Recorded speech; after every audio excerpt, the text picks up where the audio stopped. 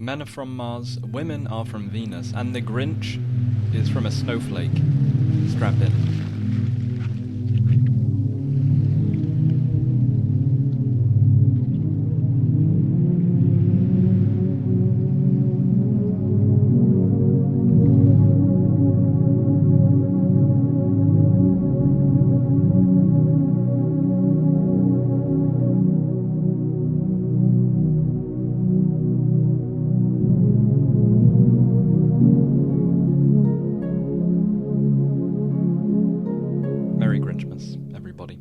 Welcome once again to the Zachary Daiquiri. I'm Zach, you are whoever you want to be, and we are discussing The Grinch once again. Welcome. We left off last time discussing the geographical boundaries of Whoville, outside of which, of course, the Grinch lives atop Mount Crumpet. We also spoke of the boundaries of the ideological construct and moral prescription of identity in Whoville, that is to say, what constitutes a who. The Grinch is excluded from this as well. As we explored last time, the Grinch is even considered a what rather than a who, an object rather than a subject, and this will be one of the key tensions of our video today as we explore exclusion through the lens of abjection. He had hair, not pleasant. He shed, not right. At the genesis of selfhood, of subjectification, is abjection. Before one can see likenesses, before one can see homogeny, one has first to abject the other. One has first to delineate the area of one's own being in order to be sure of what one is. Before I am comes I am not. The Grinch's presence is a constant and consistent reminder to the mayor of the porous and fragile boundary between the animal and the human. That this boundary is so porous, is so fragile, is exactly the reason why the subject feels it necessary to separate itself from the abject. It is a constant separation, therefore, because the abject represents a land of oblivion, writes Julia Kristeva, which is constantly remembered. It is brought to mind not via voluntary memory, that is, the recollection of a friend's birthday, for example, but rather through the process of involuntary memory. It is an intruder in the mind, therefore. It is something called to mind when one has not called to it. In this way, abjection entails a process of subversion, which is to say that the roles of subject and object are at least momentarily swapped. And so, when the subject thinks of the abject, as we've said, this is not a voluntary decision, rather it is that the abject takes hold of the subject, so at the same time that the abject is the object of the subject's thoughts, the subject is object to the abject turned subject, and if you're not following, nor am I. It is productive to consider the abject as something which in previous lives may have been familiar, may even have been part of us, of our society at least, but which now, after a series of performed separations, exclusions, and of course abjections, is other. From the status of something, therefore, the abject has fallen to nothingness. It is a nothingness, however, which is not at all insignificant, because it still bears the marks, the scars, of this separation from us, and therefore it is something from which we need to separate ourselves again and again. It constantly forces its way back into our mind as part, again, of us in an ancestral time, but which now we refuse. Some critical commentators have wondered about the existence of a Grinch species. This green creature cannot be the only of his kind, and so we can use abjection to try to understand how, perhaps, this green species has been pushed to the brink of non-existence. From a species which was perhaps part of whodom generally, it is now only existing on the outskirts of Whoville. This talk of edges, moving us to borderlines, boundaries, thresholds, leads us to the very first scene of the film, in which we meet the son of the main family, Cindy Lou Who's brother, that is, who climbs up to the top of Mount Crumpet, where he hopes to find the Grinch's lair. I use the word nothingness, but really the abject must be considered a something that I do not recognize as a thing, this weight of meaninglessness, which again is not at all insignificant, crushes. The abject is a reality that, if acknowledged, threatens to annihilate. The abject, which I like to visualize as this familiar voice calling to us from the depths of a bottomless pit of oblivion, represents at one and the same time a safeguard and a lure.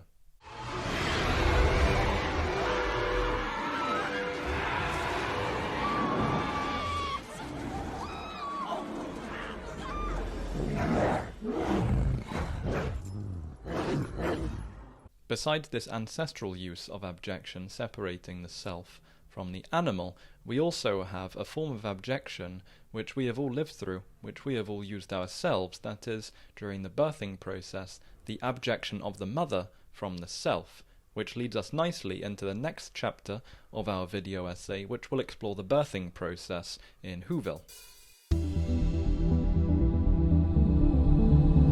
In Kristeva's eyes, the abject is not the unclean, but rather that which upsets orders, systems, and identity.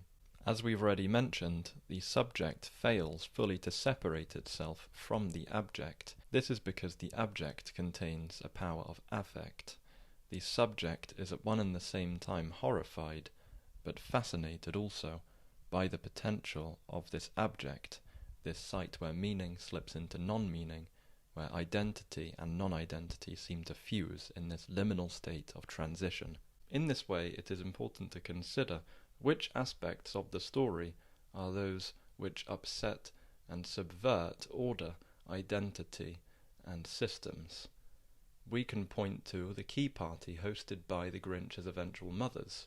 We have already noted that Whoville appears to be a very heteronormative, extremely family-oriented society, and so the key party hosted by the Grinch's eventual mothers upsets this. The warmth of Christmas spirit which knits together Whoville society is lost in this fetishistic bowl of cool metal. To distinguish between identities whose can no longer rely on the visual, but rather on the more effective, on the more queer practice of feeling and touching. As the facets of each whose personality are reduced to the teeth on these keys, whose are forced to seek knowledge through intimacy and texture. Each who becomes a key, but the keys have no real meaning, for each key will open each lock will receive each key. Whoville is a scopophilic society, it would seem, in that it relies on beholding the other in order to know exactly what it is. Mr. Grinch, please take the bag off.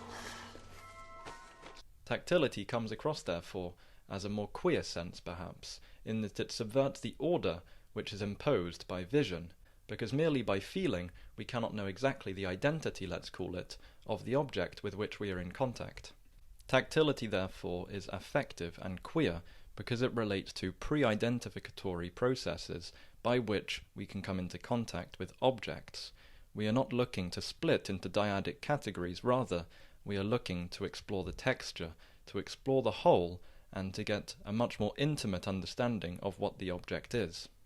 Indeed, where vision separates, seeks differences, in a word, abjects, tactility, rather, seeks homogeny, brings into contact, and creates an effective intimacy which we can consider entirely queer.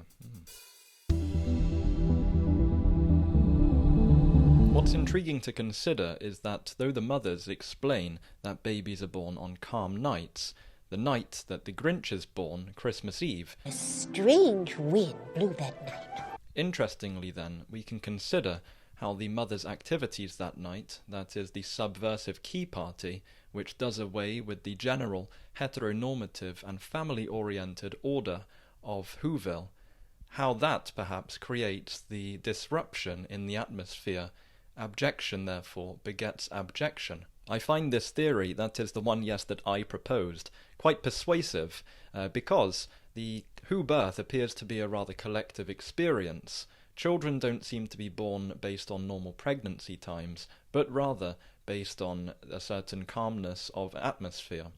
We can say perhaps that Who babies are born as a product of the collective sin or otherwise of the Who parents who then receive them.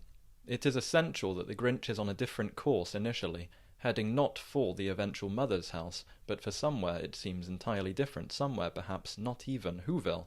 But this strange wind that blows, which I propose is a product of the mother's immorality and licentious party, then knocks the Grinch into another baby's basket and forces the Grinch on a different course. It is entirely providential that the Grinch ends up at the Grinch's eventual parents' house. Indeed, it seems to me that the babies, these unformed Whos or other creatures, are taken over by the atmosphere of the night in this very affective way once again. Individuals become individual environments. Their morals and their identities are shaped by the environment, by the atmosphere that surrounds them, enveloping them, and in a very effective way taking over their being before it can crystallize into full identity. The Grinch, therefore, this being affected in this way by the collective sin of the house party, is in fact a Who, or perhaps a different creature, who does not enjoy Christmas. This, of course, is against the Who doctrine. The Grinch has been inseminated, you could say, with this seed of sin, which then flowers into the Grinch's full dislike, distaste for Christmas time.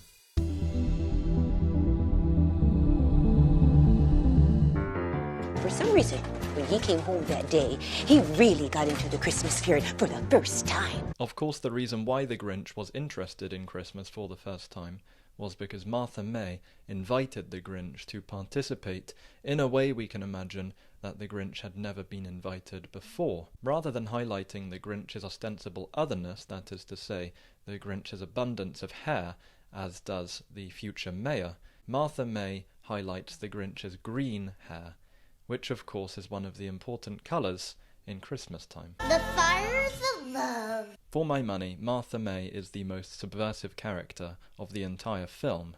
Part of the ruling class, Martha could be happy with her heteronormative relationship, appearing exactly as one would expect her to.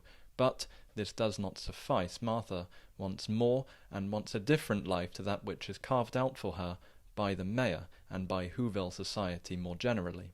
You know, Christmas is my favorite time of year. I just love the colors. The red and the green. Did I have a crush on the Grinch? Martha is such an important bridge in the film, helping not only to include the Grinch when the Grinch had only been excluded up until that point, but also helping to suture the wounds of the Grinch's past. You don't have a chance with her. You're 8 years old and you have a beard.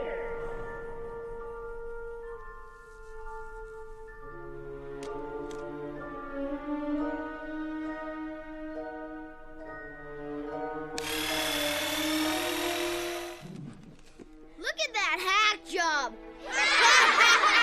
Now it's time for present pass it on. As always, we start with our cheermeister.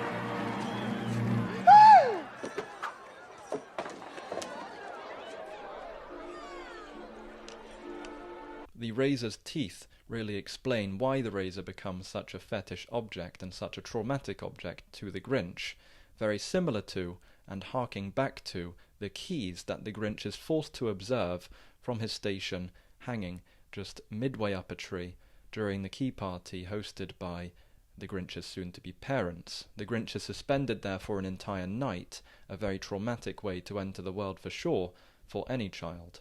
The multisensorial aspect of the razor, that it sounds as well as feels, is what makes it such a traumatic object to the Grinch. Music in general and sound is traumatic to the Grinch.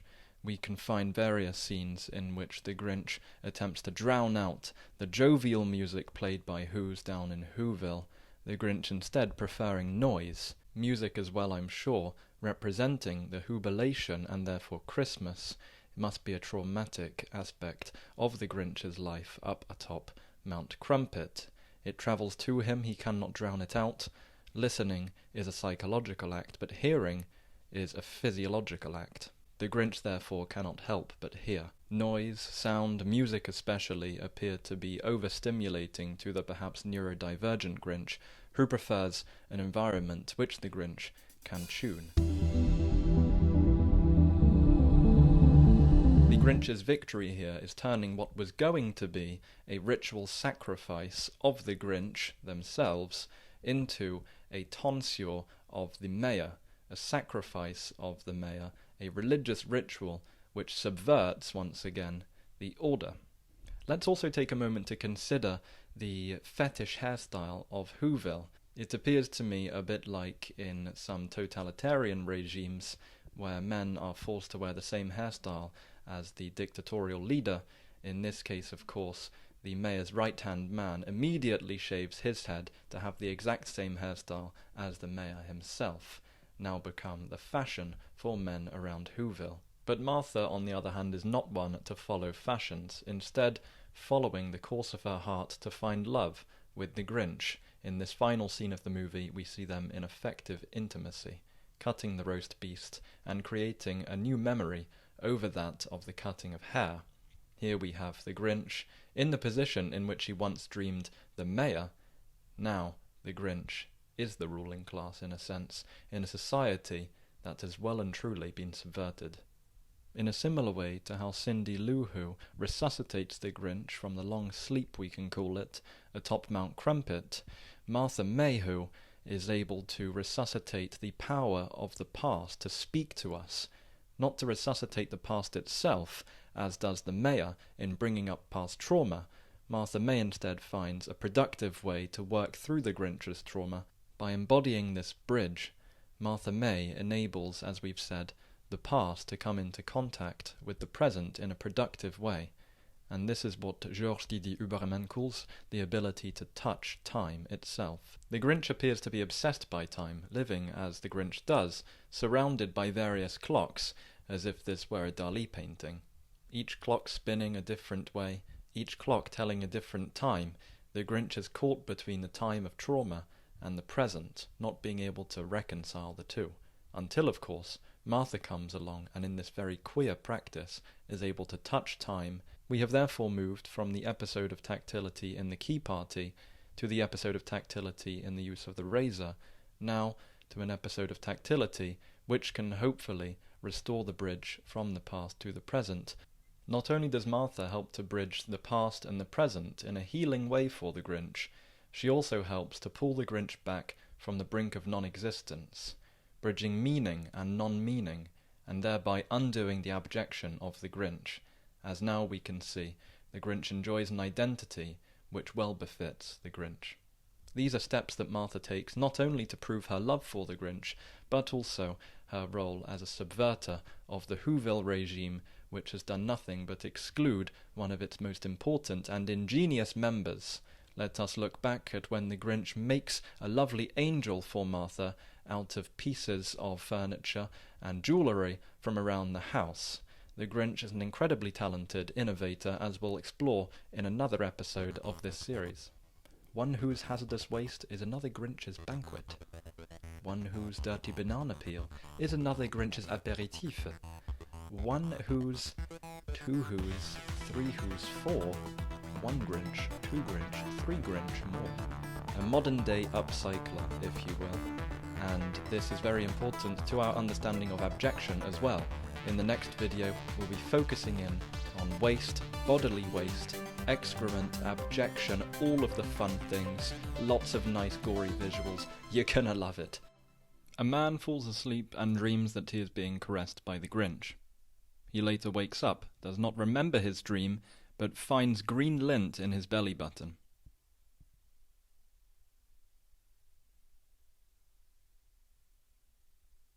What?